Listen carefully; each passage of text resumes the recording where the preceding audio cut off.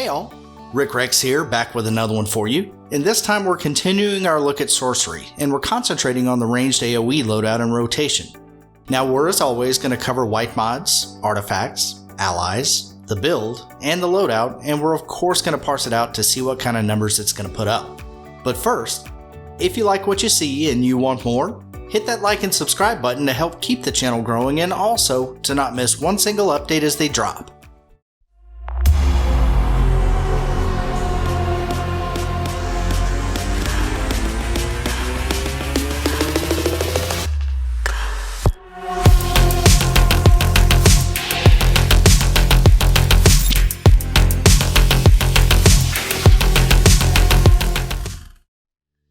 Okay, so sorcery ranged. So I took an approach on this one with a simple thought process in mind.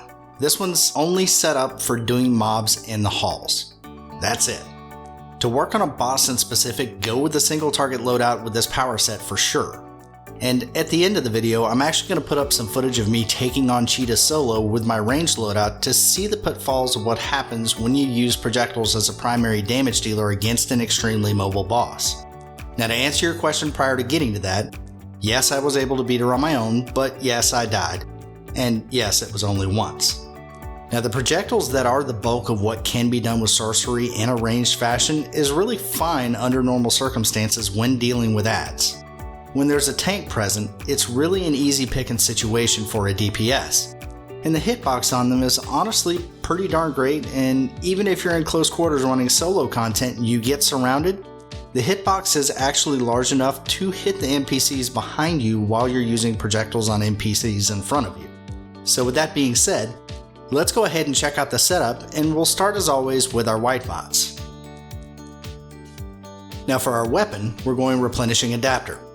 And again, this is a very power-friendly power set, so this one is just here for extreme emergencies as you'll practically never end up using it. For our head, we're going in with supercharged grand summoning. Now I covered the why on this in our single target video, but I'll touch base on it in just a moment just in case you missed that one. Now for our neck, we're going escalating might as always to take advantage of the extra 2% damage proc on NPCs. Now for our back, we once again just don't have a cooldown issue at all with the power set, so we're going with Berserker for the extra damage that it provides when the situation arises. For our chest, we're going penetrating strikes for the defense reduction on NPCs. Now if you haven't updated yourself to this white mod yet, you're really doing yourself a disservice as the defense reduction of penetrating strikes is going to far outweigh the extra damage that you get from core strength unless you are sub 280 CR. So at this point, penetrating strikes every time. Now for our legs, we're going with Restorative Soul Barrage, as every opportunity that we have to help out our healers is really a win across the board. And in our feet, we're going Tumbling Master as nowadays it's just a necessity to keep ourselves out of trouble. And in our hands, as always, we're going with max damage to get that extra 2% damage bump that it provides as well. Now for our artifacts, we're going to use the STRAT quiz combo. Trans for the extra crits that it provides, Strat to leverage those crits into innate damage, and Quiz for his Mega Blast attacks, his Refractal Beam on supercharges, and his Supercharge Return, which is a giant deal when using a large super. Now for our allies, we're going to go with the new Trinity. The buffs on this grouping is honestly kind of ridiculous, and I don't think the dev team is going to be able to outdo this one for quite some time. So in damage roll, and first up, we're going with Superman for his cone ability Freezing Breath. Now if you don't have Supes leveled up, another option here is Cyborg for sure. Now for our passives, we're going to go with Batman Who Laughs first for his Luck of the Draw ability and the buffs that those cards provide us. And in our second passive, we're going with the newest member of our team, Shazam. Now we're going to use his Power the Shazamily ability to give us an extra 6% might bump when we throw an ally. Now this is going to end up inspiring folks like myself who really leave their allies in ready until we get to a boss to actually use them in the halls. Now with Shazam's arrival in the near future, he is a must-have for DPS power sets, so get ready y'all to level up another legendary ally because he is on his way. So let's check out our build. For weapons, we aren't going to be spending any points here as we just won't be using it unless an extreme emergency arises so we can get our power back quickly. For our movement mode, we're going to take our super, then take one on the second row of your choosing, doesn't matter which, and then we're going to take our innates, acrobatics to the lower right, and everyone else to the left. Now for iconics here, we're just not going to spend any points as there's nothing really that's going to end up benefiting us or anything we're going to use at all. Now for our stats or skill points, we're going super powered focus, we're going to max out our crit attack chance and damage, and then we're going to dump everything into might and power. Anything remaining here goes straight to health because remember y'all, a dead DPS does no DPS. So for comparison's sake, I pulled up my stats with this build for you to look at and it puts my might at 176,500. Chances are likely yours is higher than that on live, much like myself, but that'll give you a baseline of what kind of numbers you'll end up putting out with this kind of a build. And now for the star of the show, and that's the loadout. So we're going with Soul Siphon, Soul Storm, Soul Barrage, and Offering, and then we're going to pair that up with Fury and Grand Summoning. So here's the thought process behind this one. Now we're going to need a PI or power interaction, and the hardest hitting PI available is Soul Siphon. As I said in the single target video, I have said in the past that I am not a fan of powers that pull. This power pulls.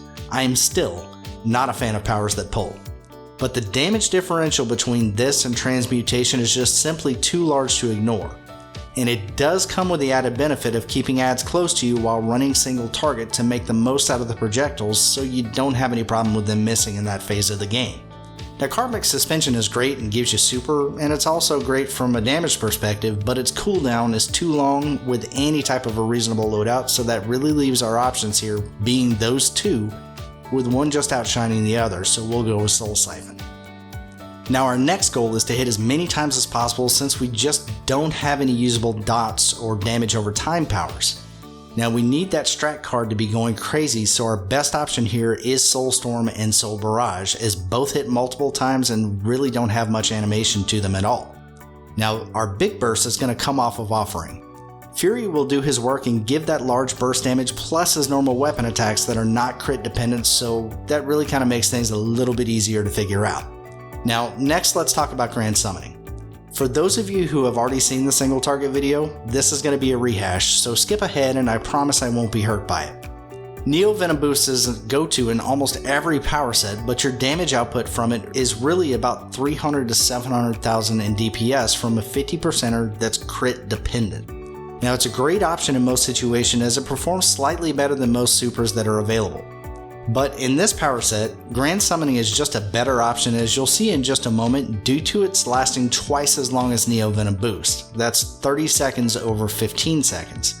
And on top of that, during those 30 seconds on the 5 target dummies, they put out a gigantic amount of damage, in between 1.8 and 2.2 million just on their own, plus what you do. Now this makes Grand Summoning clearly a better option, but it's not burst damage, so do not use this to finish off a boss, but instead use it to increase damage over the length of a fight. Now it is an expensive super at 10,000, but it's well worth it and will allow you to simply just put up more damage in entirety of the content. So now that we have all of that out of the way, let's go ahead and check out what kind of damage this thing can do.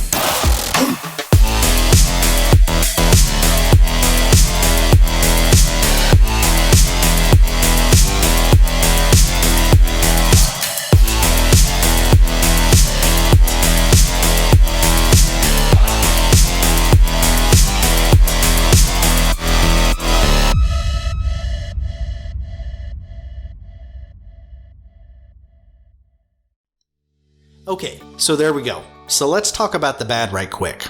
Our low came in at 196,566. Now the parse had a low crit percent, but not too bad, and the hits were really there. It looks like the crit just didn't happen in the right spots, which will happen to any power set from time to time. Now our high comes in at a whopping 254,441, which is great, and I love to see that, but that one is the high, so it's the ceiling. Now, we did have a few parses that drifted up in that direction, so I do like to see that, but the average, or where the loadout's going to end up living, looks to be around that lower 220s range, so that's really great overall. But now it's time for my favorite part. Let's drop everything.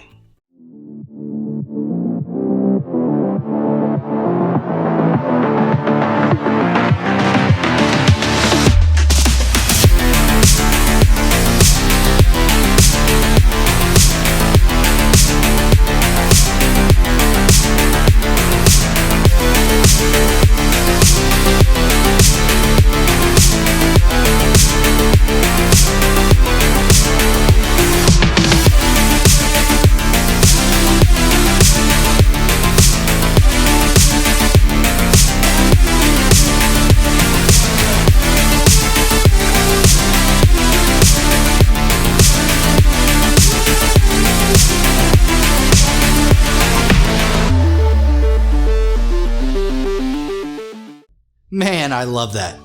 Now we got some impressive numbers to talk about here.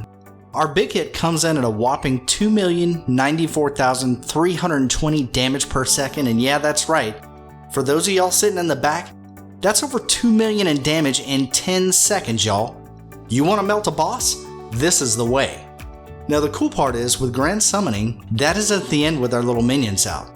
Now we followed that up with a 259,453 parse, and then a 284,268 parse, and then it finally settles back into normal.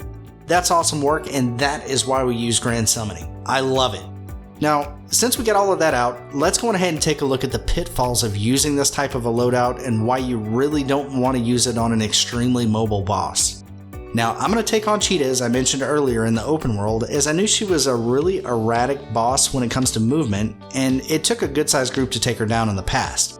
So let's pay attention to what the projectiles are doing, and this is why you want to go single target on a boss, so make sure you're using both setups when the situation fits.